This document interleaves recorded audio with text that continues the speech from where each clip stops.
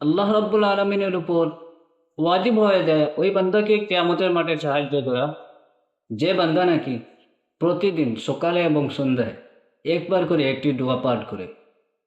সম্মানিত দর্শক, আজকের এই ভিডিওটা এমন একটা ভিডিও, যে ভিডিও আপনার দুনিয়া এবং আখেরাতে কাজে আসবে।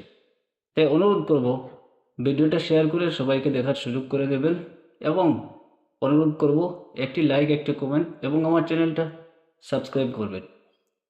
সম্মানিত দর্শক, আজকের ভিডিওতে মূলত আমি একটি দোয়ার কথা আপনাদেরকে বলবো। উলামায়ে কেরামগণ বলেছেন, কোনো ব্যক্তি যদি প্রতিদিন সকাল এবং সন্ধ্যায় একবার করে এই দোয়া পাঠ করে, কঠিন কিয়ামতের মাঠে মহান রব্বুল আলমিনের উপর ওয়াজিব হয়ে যায় ওই বান্দাকে সাহায্য করা। সুতরাং এই দোয়া কি?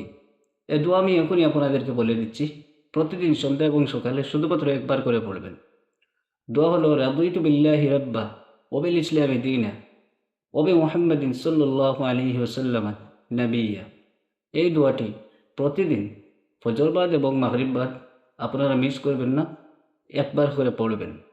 তা কঠিন হাসরের ময়দানে অবশ্যই মহান রব্বুল আলামিন আপনাকে সাহায্য করবেন। আজকের মতো এখানে রইল। আসসালামু আলাইকুম ওয়া রাহমাতুল্লাহি ওয়া বারাকাতুহু।